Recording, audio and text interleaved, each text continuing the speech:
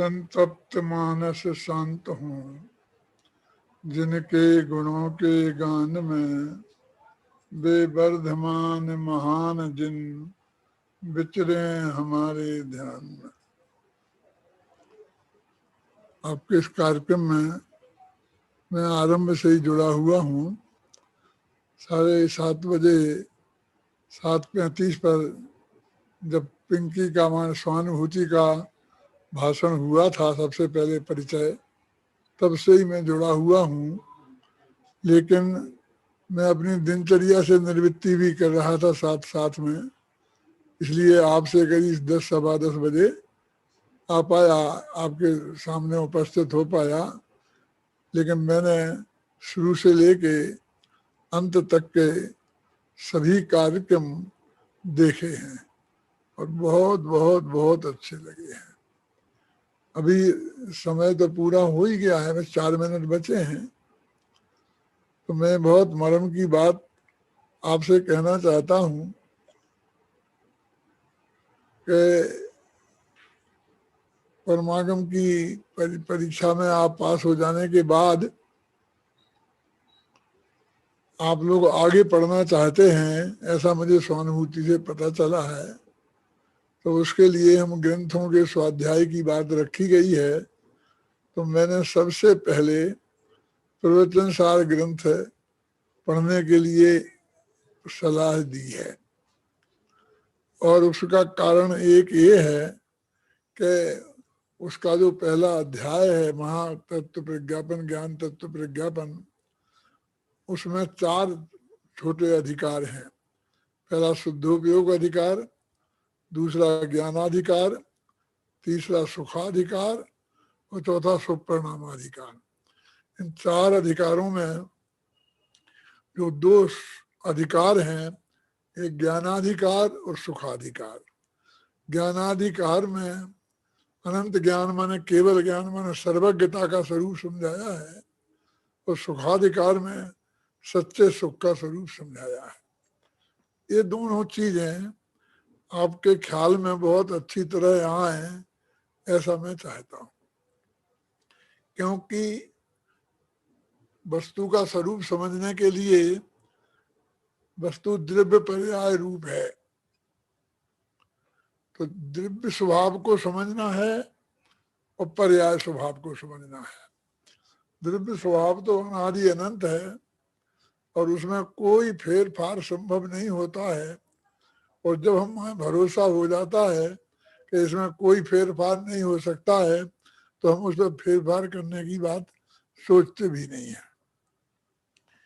तो फिर पर्याय में परिवर्तन निरंतर होता है, एक समय भी पर्याय में परिवर्तन हुए बिना रहता नहीं है।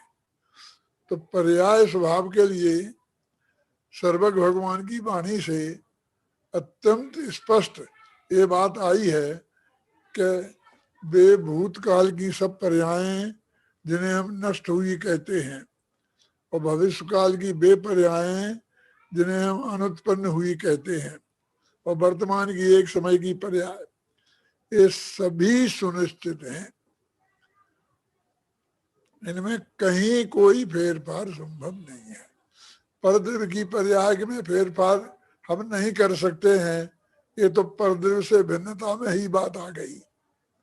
लेकिन अपने द्रव्य की पर्याय में फेरफार करने की हर एक की भावना होती है। यहां तक कि हमारे ज्ञान का ज्ञेय क्या बने, हम क्या जाने, इसके बारे में भी आप कोई अपनी इच्छा व्यक्त नहीं कर सकते। आप अपनी इच्छा से कुछ नहीं कर सकते। अनादिकाल से अनंत काल तक की हमारी ज्ञान की सभी पर्यायों की, चाहे वो क्षयोपम रूप हो चाहे छायक रूप हो, क्या ज्ञेय बनेगा ये बिल्कुल सुनिश्चित है। केवल ज्ञान के तो सभी पदार्थ ज्ञेय बनते हैं, इसलिए उसके बारे में ज्यादा विचार करने की बात नहीं है। हमारे और आपके ज्ञान का ज्ञेय क्या बनेगा ये भी बिल्कुल सुनिश्चित है। हमको यहाँ ये इसे विकल्प की धारा खड़ी होती है कि हम क्या करें, ये करें वो करें, और अभी आपकी जो धारा सब चली आदि से अंत तक, बहुत अच्छी होने पर भी एक बात की तरफ मैं आपका ध्यान आकर्षित करता है, हमें क्या करना चाहिए, क्या करना चाहिए, करना करना करना। जैन धर्म करने का नाम नहीं है, जैन धर्म नहीं करने का नाम है। अकर्तावाद की, नहीं करने की बात किसी की मुंह से नहीं आई आदि से अंत तक। तो अकर्तावाद की वाली बात हमें समझनी पड़ेगी, और ये फिर एकदम सहज होना पड़ेगा, क्योंकि जब सब कुछ नक्की ही है और हमारे हाथ में कुछ फेर फार करना है ही नहीं, तो फिर जो भी हो रहा है, हुआ है, अथवा होने की हमें आपको संभावना दिखती है, वो सब कुछ सुनिश्चित है, और उसमें ना कोई फेर फार किए न किया है और ना किया जा सकता है। एकदम सहज है, वो तो सहज है, उसमें तुम्हारी कोई सील लगाने की हमें कोई आवश्यकता नहीं है। लेकिन उसे स्वीकार करना ये अपना कर्तव्य है, और ये असली धर्म है, यही सुखी होने का मार्ग है। और स्वीकार करना भी अत्यंत सहज भाव से, उसमें भी कोई टेंशन नहीं, दबाव नहीं, प्रेशर नहीं, माइंड नहीं। ये वास्तव में सच्चा है। जो प्रवचन सार आप पढ़ेंगे और आपके जो भी अध्यापक आपको पढ़ाएंगे, तो उनमें से जब वो आपका ज्ञानाधिकार और सुखाधिकार हो जाए, तब मैं एक बार आपकी क्लास लूंगा, लाना चाहता हूं, और फिर मैं आपसे पूछूंगा भी और आपको समझाऊंगा भी कि इन दोनों अधिकारों से आपने क्या समझा।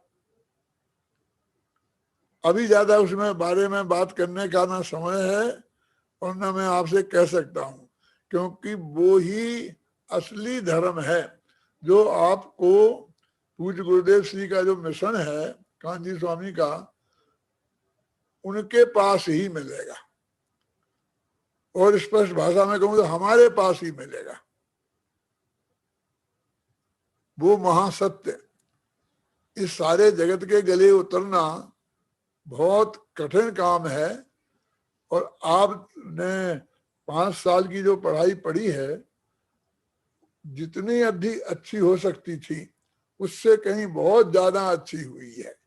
इसलिए मैं उन अध्यापकों से और खासकर पिंकी से, इन सब के काम से अत्यंत संतुष्ट हूँ। लेकिन मुझे एक याद है कि हमारे लिए संस्कृत व्याकरण के एक गुरुजी आए थे पढ़ाने के लिए, तो वो बिल्कुल लेटे लेटे आराम से पढ़ाया करते थे सब, और किससे सुनाते थे कि बनारस के हमारे विद्वान हैं व्याकरण के बड़े बड़े, तो उनके पास कोई पढ़ने आता था तो वो कहते थे तुमने व्याकरणाचार्य पास कर लिया परमात्मा, यानी व्याकरणाचार्य पास कर लिया हो तो मेरे पास आओ। क्या जब तुम परमागम में पूरी तरह पास हो जाओ और ये कर लो, तब मेरे पास आना, ये मैं आपसे कहना चाहता हूँ उनके अनुसार। तब मैं वो मरम की बात आपको बताऊंगा, बता रहा हूँ, अभी भी मैं तो कह ही रहा हूँ। मैंने अभी अभी जो लिखा है उन सब में वो बातें आई हैं, लेकिन उतनी गहराई से ध्यान नहीं जाता है। तो वो बात समझना हमारे लिए अत्यंत आवश्यक है, अत्यंत सहज भाव से समझना आवश्यक है। और स्वीकार करना नहीं है, करना तो है ही नहीं अपने यहाँ, स्वीकार होना और एकदम सहज भाव से स्वीकृति, वो ही वास्तविक धर्म है। मेरे इन शब्दों का आप ध्यान रखना और इनके बारे में समझने की कोशिश करना, और उसको पढ़ करके भी इस निष्कर्ष पर आप पहुंचने की कोशिश करना। इसी मंगल भावना के साथ मैं अभी की बात समाप्त करता हूँ। कितना मिनट हुआ? दादा, आपका